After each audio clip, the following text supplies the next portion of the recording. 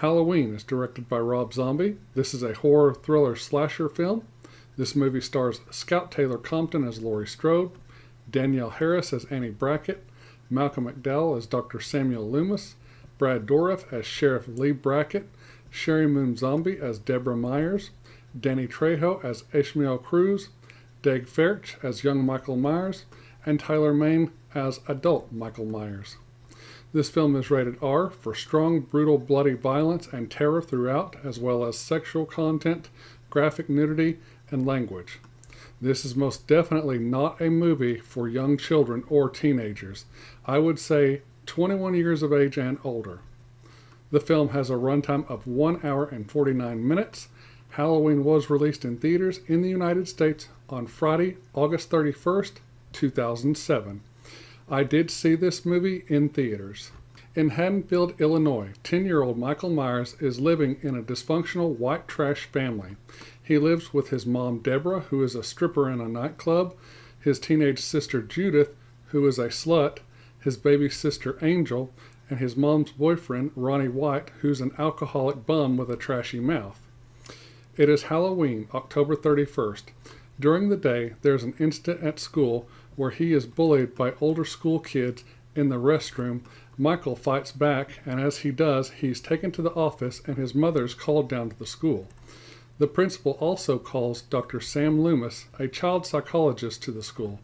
Michael overhears the conversation between the principal, his mother, and Dr. Loomis. They tell his mother they found pictures of Michael torturing animals in his backpack, and Dr. Loomis tells her that he would like to send Michael for a psychiatric evaluation, believing that the boy is deranged. This revelation triggers Michael. He leaves school grounds and he follows the main bathroom bully from the school. Once the bully is alone, Michael beats him up badly and kills the bully who gave him hell. Later that night, after his mom goes to work, his sister refuses to take him trick-or-treating, so he kills his mom's boyfriend, Ronnie White, by slashing his throat with a huge butcher knife. He kills his sister's boyfriend, Steve Haley, by beating him over the head with an aluminum baseball bat. Then he goes upstairs and kills his sister Judith by stabbing her 17 times. After the murders, Michael is held in custody and committed to Smiths Grove, Warren County Sanitarium. His treatment and care is under the watchful eye of Dr. Samuel Loomis. 11 months later, Michael goes silent and doesn't speak a word. One day, when Michael's mother comes to visit him at the sanitarium, like she always does every week, Michael kills a nurse and sends his mother into a state she never recovers from. She goes back to her house in Haddonfield and commits suicide. 15 years later, now an adult, Michael escapes from Smiths Grove, Warren County Sanitarium in the process of being transferred. As he escapes, he leaves behind a massacre of bloodshed and bodies. He heads to Haddonfield just in time for Halloween. Later that same night that he escaped, Michael kills a trucker at a nearby truck stop and steals the man's overalls. The next day, which is October 31st, Halloween, he has returned to Haddonfield. He is now back in his old house. While he is there, he finds the knife he used to kill his sister and mother's boyfriend with underneath the rotten floor of the Myers house. He retrieves them, and as he does, a high school girl named Laurie Strode, along with a little boy named Tommy Doyle, who Laurie babysits for, are both walking to school together.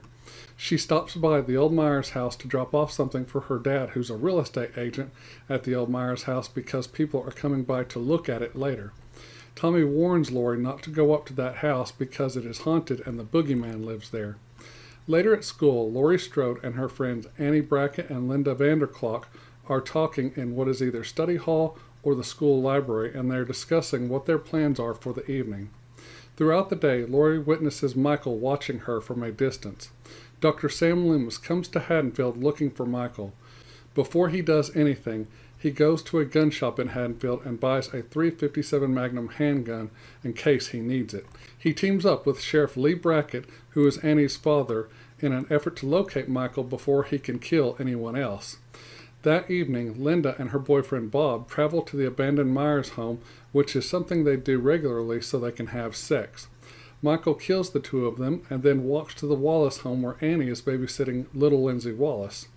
Annie convinces Laurie, who is already babysitting Tommy Doyle a few houses down, to watch Lindsay so that she and her boyfriend Paul can be alone. Annie goes to pick up Paul, and when they return to the Wallace house, they have sex.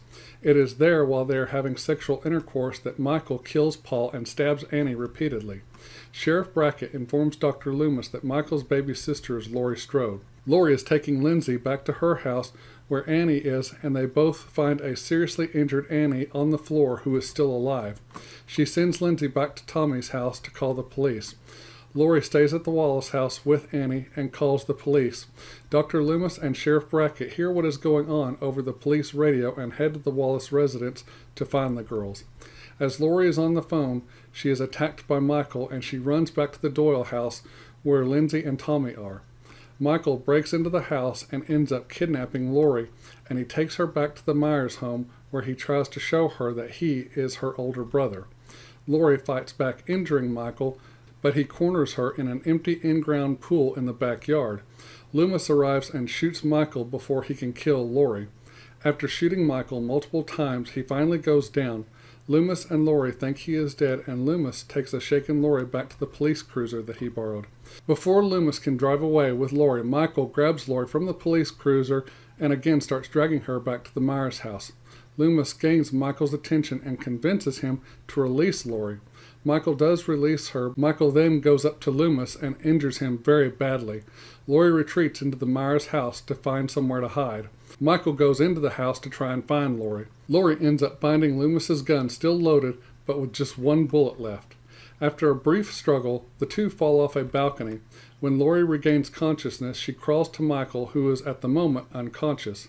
As she tries to shoot him with Loomis's gun, it just clicks several times. He grabs her arm right before she shoots him right in the face, and she screams loudly, bloody murder with blood all over her face. Okay, that's the summary synopsis of Rob Zombie's Halloween. Here are my negatives. Some of the characters are awful and just poor white trailer park trash. The characters of Ronnie White, Deborah Myers' asshole boyfriend, Deborah Myers herself, who is a slutty stripper, the sister Judith Myers, who all she wants to do is have sex with her boyfriend, Judith's boyfriend, who is just a sex maniac like Judith. Then there's the two boys who bully Michael in the bathroom at school, the guard who Danny Trejo's character is training at Smith's Grove Sanitarium, Joe Grizzly, Annie Brackett's boyfriend Paul, and Linda's boyfriend are just like the other white trash boyfriend as well. All of these people are terrible characters. And another thing, why does Sheri Moon Zombie have to be in every Rob Zombie film? Is it because they're married and he just wants his hot wife in every movie? Is it some kind of clause they signed during their marriage? Why is she always in these films? I mean, she's a very pretty lady, don't get me wrong, but still, why is she in every one of his movies? The story of Michael Myers growing up in a broken white trash family home was not needed at all. The mystery of Michael Myers is what makes him so intriguing and also so damn scary. The cussing in this film is way too much. Now, it's nowhere near as bad as how much cussing there is in the sequel film, but still, there's way too much in this film as well. The blood and gore was way too much. Excessive is the word I would choose to describe the gore. Plus, Michael is scary because he is the shape and pure evil. It's not because of how much blood and gore there is when he kills someone.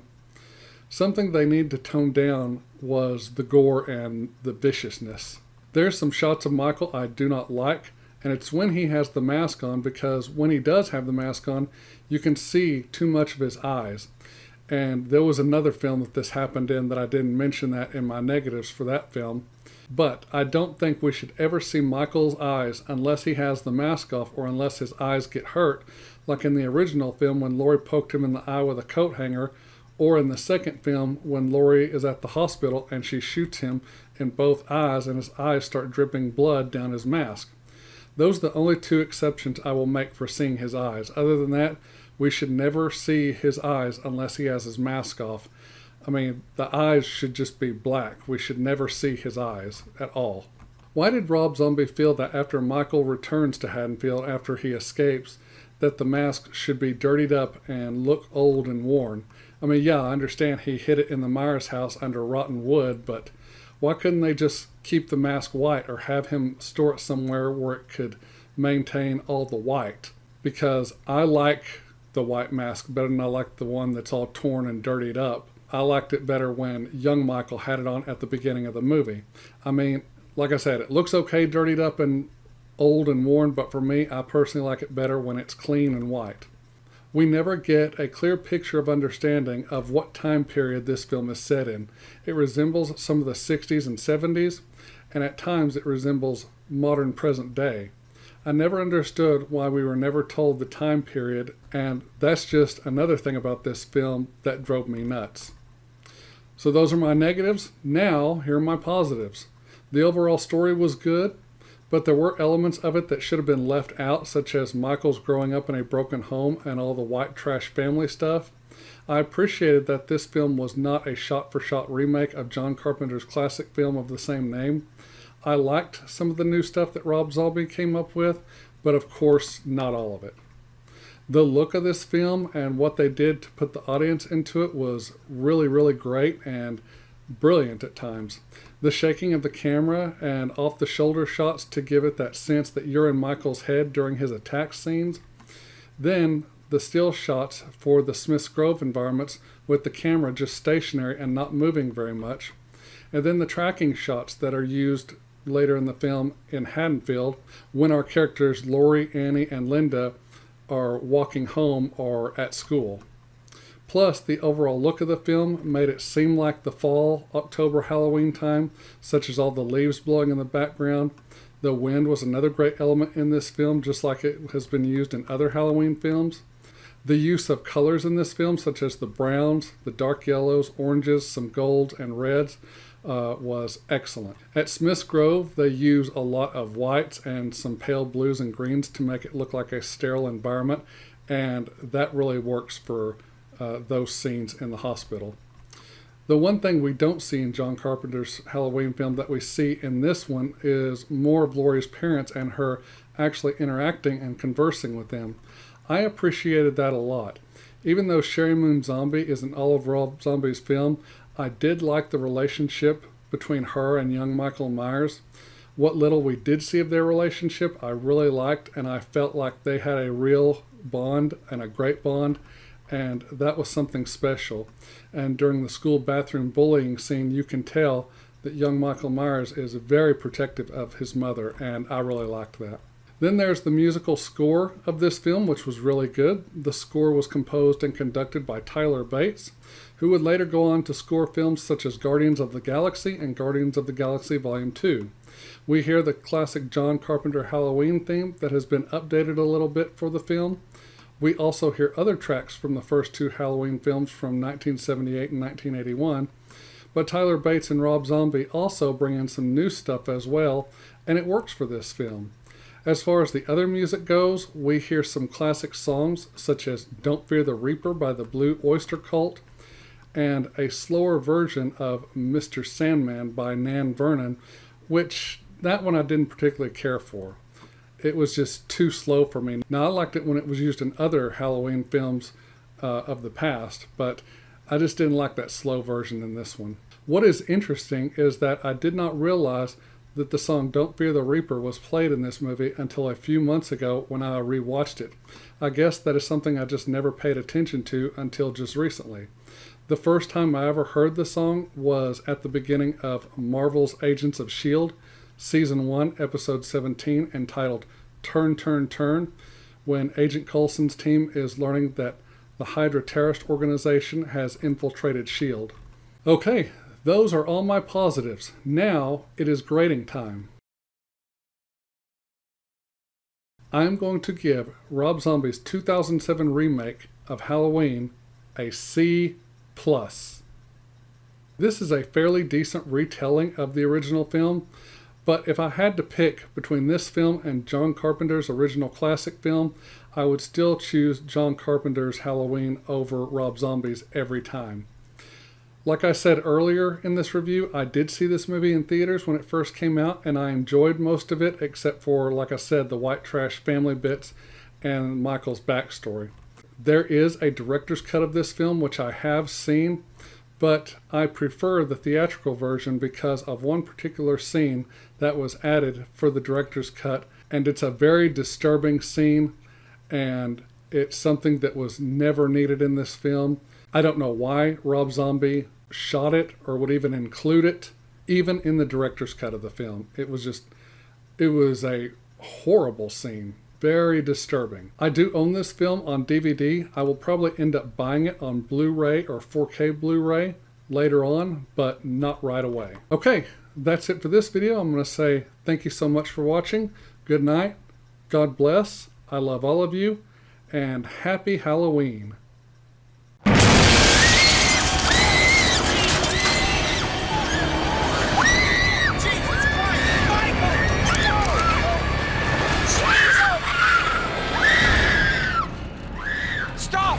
Michael, please. No, please. Michael. It's not her fault. It's my fault. I failed you, Michael. Let her go. Drop your weapon! No! Stop! Stop! Drop your weapon! Get down on Cool the it! ground! Let No! go of the No, girl! please! Drop No, your don't weapon! fire! Get down Cool on the it! ground! I can handle this. Dr. Loomis, get out of the way! God damn it. Michael.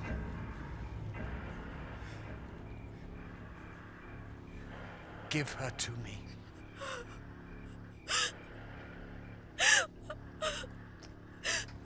Please. It's not her fault. Michael, it's my fault. I failed you. It's my fault.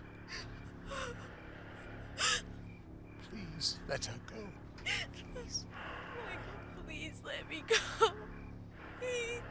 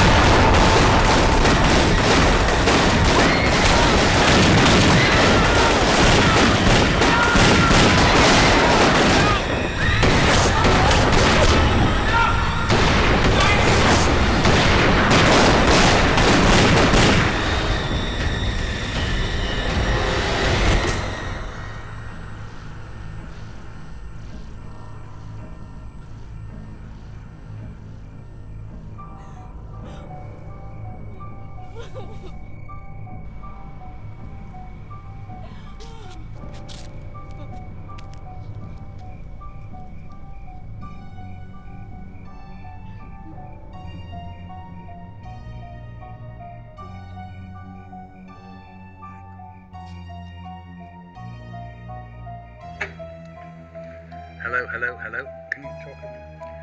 Hi, I'm Michael Myers. Okay.